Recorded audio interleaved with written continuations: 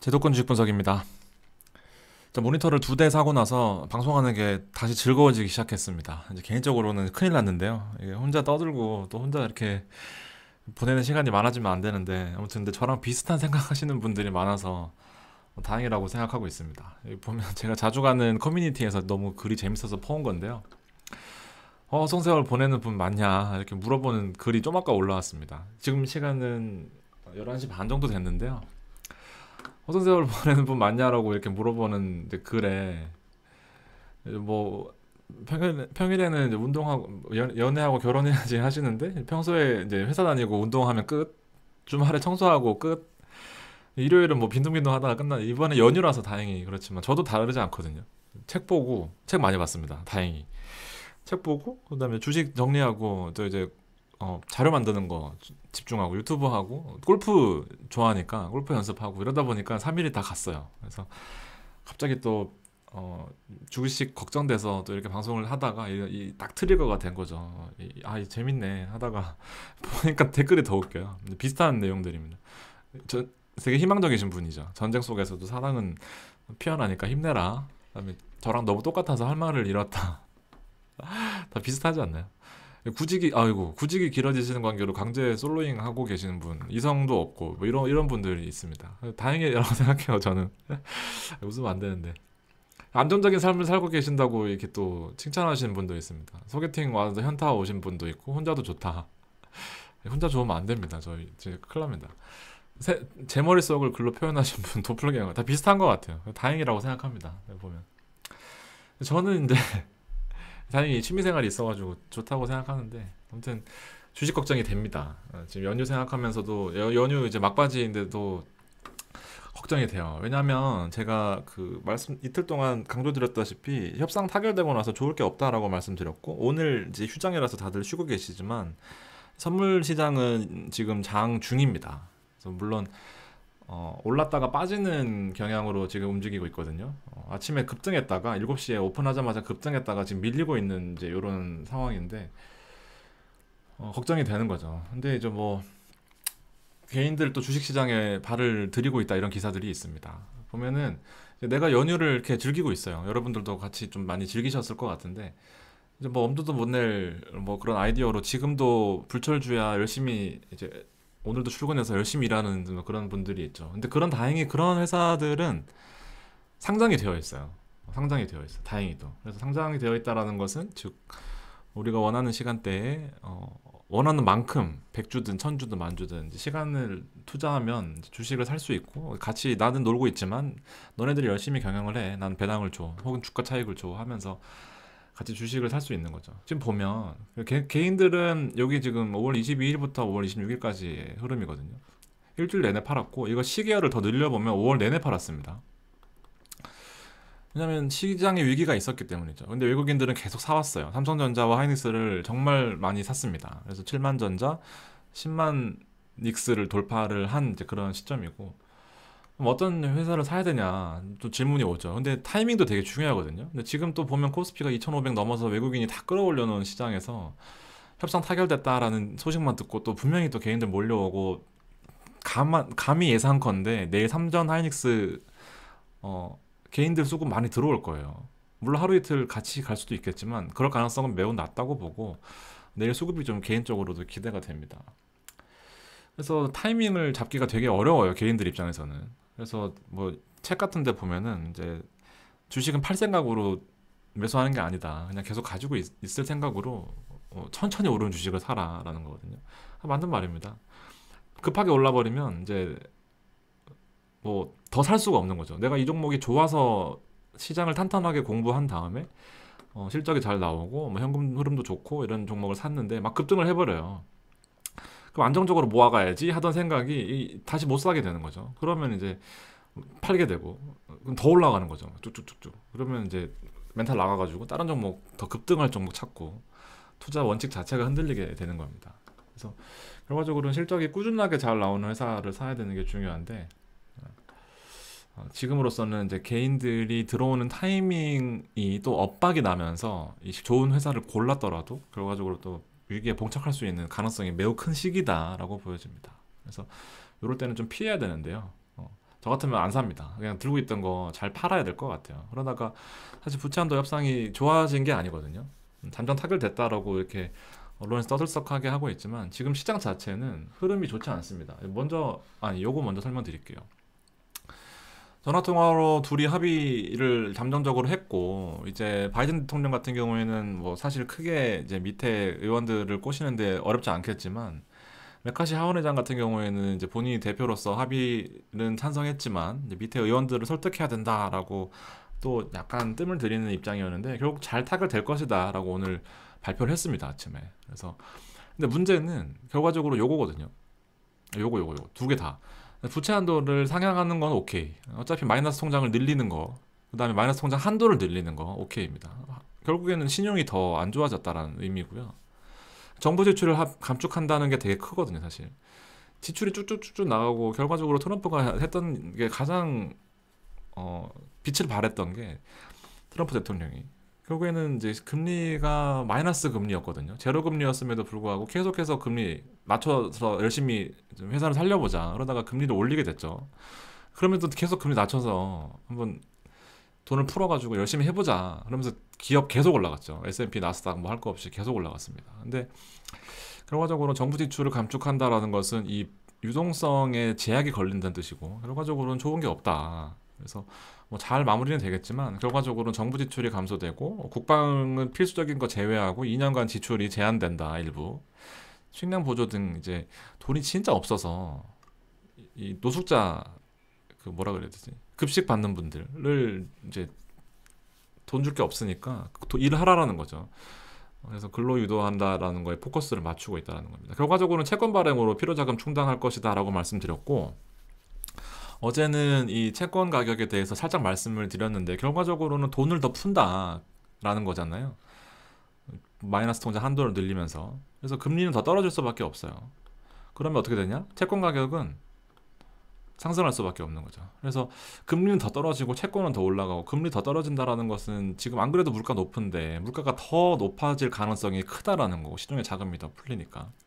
그래서 여러모로 일단 제가 보기에는 이 부채 한도 협상 타결이 사실 그렇게 결코 시장에서 막 환영받을 만한 일은 아닌 것 같습니다. 그래서 지금 시장을 좀 보면 이제 새로운 걸 좀 이렇게 해보려고 합니다. 나스닥 차트를 보여드릴게요.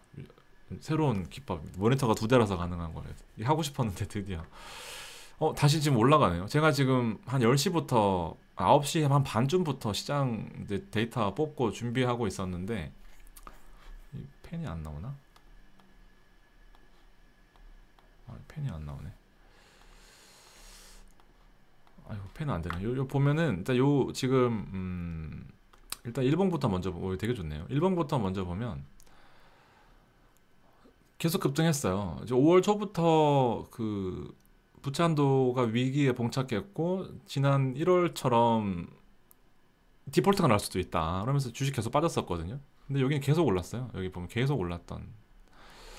그래서 지금 어제 선물 시장은 계속 움직이고 있습니다. 5월 29일 오늘 지금 대체 공휴일로 우리나라는 쉬는 시간인데 선물 시장을 움직이고 있습니다. 그래서 지금 보면 아침에 급등했었어요. 7시에 장 오픈하거든요.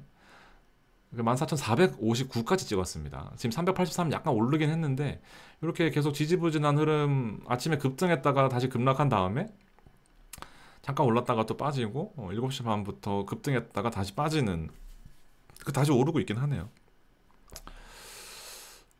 그래서 요 14,350이라는 구간은 결국 어제 그저께 종가 부근이고 금요일에 종가 부근이고 결국 오늘 지금 요걸 지지받고 올라간다는 건 좋긴 하네요. 아무튼 그래서 좀 더 올라갈 수 있는데 사실 우리가 생각했던 급등은 아닙니다. 지금 당연한 거라고 생각을 해요. 그래서 언론에 이렇게 막 호도돼가지고 막 그렇게 하진 않아야 될 것 같습니다.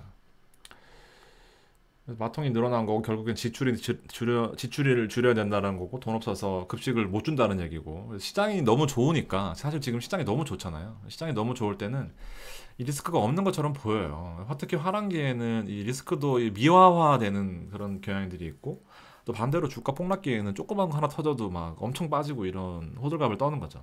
결과적으로는 이 상승장이 되게 무서운 거거든요. 상승장이 되게 무서운데 결국엔 이때 거품이 끼는 거고 이제 뒤늦게 따라 들어온 사람들 때문에 거품이 끼는 거고 이때 이제 또 한 방을 조심해야 된다. 그 이번에 저 비행기 문 열어서 사고 난 거 있잖아요. 아이러니하게도 그 리스크가 터지고 난 이제부터는 또 안전할 거잖아요, 비행기.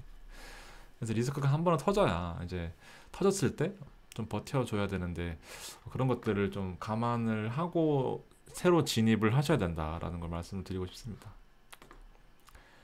이제 제가 6개 종목을 이번 주에 골랐습니다.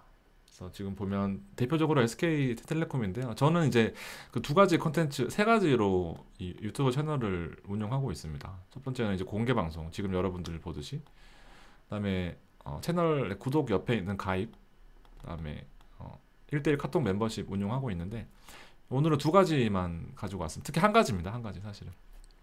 공개 방송으로 한 가지 드릴 거고요. 내일 이제 1대1 하시는 분은 어차피 저랑 카톡을 계속 하시기 때문에 상관없고 가입하시는 분들한테 6개 다 드릴 텐데 CJ 같은 경우에는 사실 거액자산가용입니다. 이거 보면은 제가 회사에 쓰려고 만든 자료라서 SK텔레콤 같은 경우에는 지금 삼성전자와 하이닉스가 시장을 2,500 이상을 안착시키면서 어떻게든 개인들을 끌어오는 데 성공을 했어요. 엔비디아발 물론 반도체 화랑도 있지만 저도 계속 반도체를 얘기했던 부분도 결국에 엔비디아가 올 초부터 지속적인 상승, 특히나 독점 구조잖아요. 엔비디아 같은 경우에는 그 GPU 100을 독점적으로 상용화하면서 너무 비싸서 못 쓰는 스타트업들한테는 되게 머리가 좋은 게 비싸잖아요. 그러니까 왜냐면 비트코인 채굴할 때 얼마나 좋은 CPU를 써야 됩니까? GPU라고 그래픽카드 엄청 좋은 CPU를 이제 개발했는데 결과적으로는 이 가격이 너무 비싸다 보니까 소규모 상인들은 못 사는 거예요. 그래서 클라우드한테 엔비디아는 이 클라우드한테 팔게 대신에 이 소규모 업체들은 이 클라우드 통해서 써. 클라우드는 이 비싼 엔비디아를 사는 대신에 요 상생하는 구조로서 또 매출을 올리고 엔비디아는 팔아먹어서 좋고 스타트업은 클라우드를 이용해서 비싼 돈을 안 들여도 좋고 이 구조를 성사를 시킨 거예요. 엔비디아 결국에 없으면 안 되고 그렇기 때문에 엔비디아가 계속해서 시장의 상승을 이끌었고 하이닉스가 이번에 삼성전자보다 더 급등한 이유 중에 하나는 결과적으로 그 반도체를 이 엔비디아를 공급하는 딜을 이번에 성사시키면서 하이닉스가 또 급등을 하는 그런 선선한 구조를 만들었는데 더 갈 수도 있어요 물론. 근데 사실은 사익 실현할 가능성이 큽니다. 이게 그래서 왜냐하면 수급적으로 외국인과 기관은 다 빨아들였어요. 이제 개인 빨아들이고 한번 털고 다시 올라갈 가능성이 큽니다. 그래서 이 말씀을 왜 굳이 구구절절하게 드리냐 하면 결과적으로 경기 방어주를 담을 시기가 왔습니다. 시장 자체도 거시적으로 봤어도 이 부채 한도 협상된 것이 크게 좋은 게 아니다라고 느껴지고 시장 자체도 지금 고점 부근이고 그러다 보니까 이 SK텔레콤은 경기 방어주의 대표적인 주자 중에 하나인데요. 이거 왜냐면 여러분들 그 단타가 아닙니다. 단타 급등하는 거 저도 많이 있어요. 근데 요거는 좀 더 신경을 안 쓰고 안정적으로 시장이 빠져도 덜 빠지면서 오를 때 같이 오를 수 있는 종목인데 배당을 일단 기본적으로 깔고 가고 7% 빠져도 안전하다는 뜻입니다. 그래서 배당주 같은 경우에는 꾸준히 현금이 들어오잖아요. 원래 우리가 통신 요금 쓰는 것처럼 통신 요금이 꾸준히 들어오는 회사가 중요하다라는 겁니다. 결국 실적이 잘 나오고 실적은 당연히 중요한 거고 그다음 두 번째 현금 흐름이 중요한 거거든요. 현금 흐름이 꾸준히 창출되는 회사. 여러분들 그 만약 농사꾼을 예를 들면 농사 짓는데 물이 10,000리터가 필요해요. 물. 근데 이제 그 예를 들면 여름에 비가 10,000리터가 한꺼번에 다 왔어요. 그러면 그날 그 해에 그 농사는 망한 거죠. 근데 뭐 하루에 1리터씩 꾸준하게 비가 와요. 혹은 10리터씩 꾸준하게 비가 1년 내내 옵니다. 그럼 흉작이 날 수가 없죠. 무조건 풍작입니다. 그래서 이런 거랑 마찬가지예요. 현금 흐름이 꾸준하게 들어오는 회사는 어느 위기가 와도 안정적으로 좀 흐름이 이어질 가능성이 좀 크다라는 겁니다. SK텔레콤 같은 경우에는 그래서 차트도 되게 좋아요. 되게 신기하네요.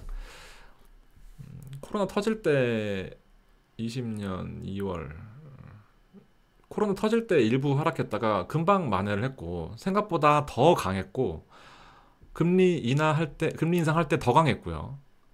지금도 사실은 주가가 좀 어느 정도 고점 나스닥이 계속 오르면서 반도체가 쓸어가고 그다음에 시장 실적이 안 좋게 나오면서 여러 가지 좀 물리는 경우도 있었는데 지금 오히려 지금 5월달 들어서 더 많이 오르고 있지만 중요한 건 200일선에서 안착하고 있는 초록색이 200일선이거든요.